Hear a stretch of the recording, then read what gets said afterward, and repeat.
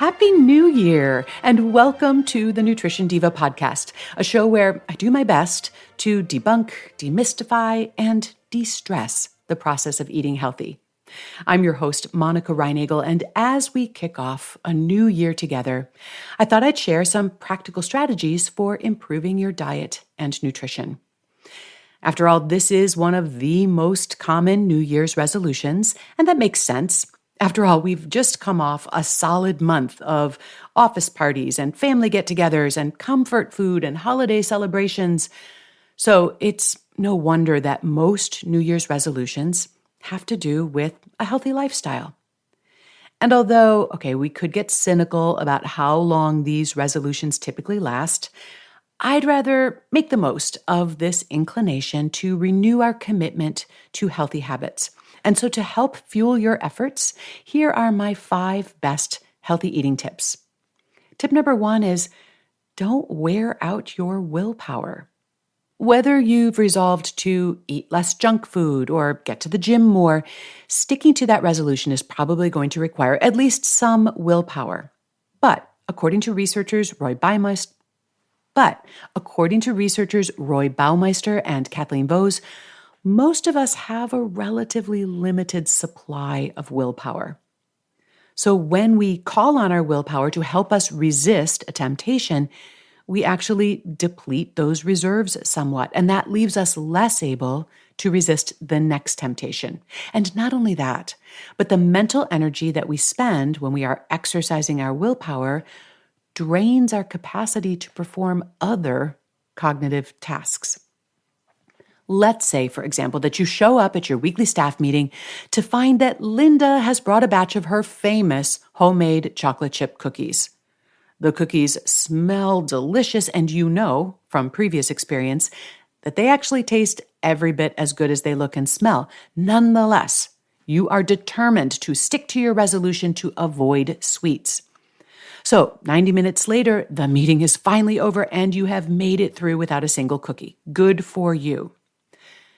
Unfortunately, the effort that it took to not eat those cookies during that meeting probably made you less able to concentrate, problem solve, and contribute at that meeting.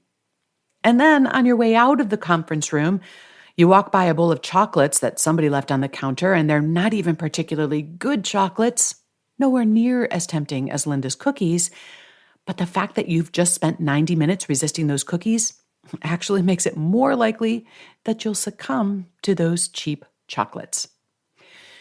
And all of this is why it is so important to remove as many temptations from your environment as you can. So if you don't want to eat it, don't bring it into the house. And if you must have it in the house, put it in a cupboard or a closet that is out of sight and kind of inconvenient to get to. And if, after all that, you decide to indulge, serve yourself a single portion into a small bowl and put the rest away. I can't overemphasize just how powerful this can be. Most people think that they are far too smart or sophisticated for these sort of simplistic things to actually make a difference. But study after study demonstrates that they work. And by engineering our environment to reduce unnecessary temptations, we can increase the odds that when we need to call on our willpower, we've still got some in reserve. Tip number 2, if you're going to overhaul, start small. Because one of the biggest reasons that resolutions fail is that people set overly ambitious goals that turn out not to be sustainable in the long term. So a few small changes that you can stick to for the entire year are going to have a much more profound impact on your health than a radical lifestyle makeover that lasts only a week or 2. So if you're not sure where to start, here are 4 things that I think give you a pretty big bang for your buck in terms of improving your overall nutrition.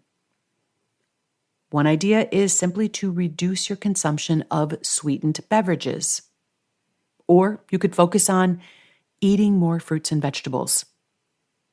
Or How about just trying to cook more of your own food? Or you could consider perhaps limiting fried foods. Now, I want you to notice I'm not asking you to eliminate anything from your diet entirely. And you could even tackle each of those 4 steps one at a time if that feels more doable. Tip number 3 is to cut back on grain-based foods. Now, if you're a longtime listener, you'll know that cutting back on grain-based foods is sort of a recurring theme here on the Nutrition Diva show. Now, unlike some, I do not believe that grains are the source of all dietary evil. But in my experience, it is awfully easy to overconsume them, and that often comes at the expense of other more nutrient-dense foods. And although whole grains offer a bit more nutrition, even those are best eaten in limited quantities. So if you are going to be eating less bread, pasta, crackers, baked goods, and other grain-based foods as part of your nutrition upgrade, well, what foods, in addition, of course, to vegetables, should you eat more of in order to compensate for those? Well, in my own diet, as I've cut back on grains, I have allowed myself a little bit more liberty with foods that are higher in fats. So I might snack on nuts rather than pretzels. I do buy full-fat yogurt and milk, but I usually skip the toast and the bagels. And all those vegetables I'm eating are very often roasted or sautéed in a generous amount of olive oil. And please, I wouldn't dream of dressing a salad with a fat-free vinaigrette. Ew. But you know what? All of these are liberties that I probably couldn't afford to take if I were also eating 6 to 11 servings of grains, as the USDA has recommended. And then tip number 4 is to prioritize protein. Protein is really sort of like the Swiss Army knife of nutrients.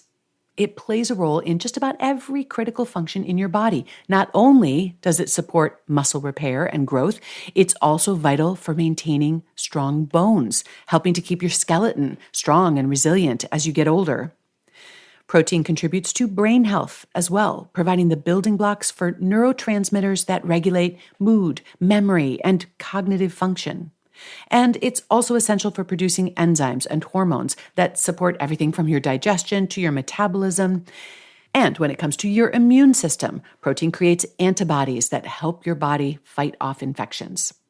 And then another bonus, as if we needed one, protein also helps regulate your appetite, keeping you fuller for longer, and that can make it a lot easier to avoid mindless snacking or overindulging in less nutrient-dense foods. Now, this does not mean that you need to load up on massive steaks or be chugging protein shakes, but instead do try to include at least some protein in every meal and snack, and diversify your sources: eggs, fish, poultry, red meat, but also beans, lentils, tofu, Greek yogurt. These are all good sources of protein. And then my final tip is to indulge, but wisely. Part of my personal strategy for long-term success is to allow for occasional indulgences. As much as I love vegetables, I do also enjoy pizza, French fries, ice cream, and Swedish fish. And although I do not eat them every day or in unlimited quantities, I don't feel guilty when I do eat them. So I suggest that you save your splurges for things that you truly enjoy and not to succumb to junk foods that aren't even particularly appealing just because they're sitting there.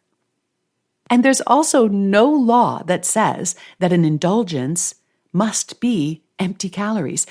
Feel free to luxuriate instead in wholesome foods that you find particularly crave-worthy. So splurge on a pint of fresh raspberries and maybe add a splash of creme fraiche or some high-end chocolate dipped in peanut or almond butter. And then finally, when you are eating something purely for pleasure as opposed to for nutrition, be sure to be there when it happens. It's not an indulgence, if you have no memory of the experience. So instead of mindlessly munching on M&Ms while you fill in your expense report, stop what you're doing. Savor every one. Save the blue ones for last and linger even a little longer over those. And for more ideas on finding ways to indulge without regrets or consequences, you might also enjoy episode number 118 of my Change Academy podcast, in which we talk about recalibrating your reward system. And we will include a link to that in the show notes, or you can find the Change Academy wherever you listen to podcasts. And with that, I'd like to wish you a happy new year from all of us here at Quick and Dirty Tips. And that includes Brandon Getchis, Nathan Sems, Davina Tomlin, Holly Hutchings, Morgan Christensen, Nathaniel Hoops, and of course me. And let's make 2025 our healthiest year yet.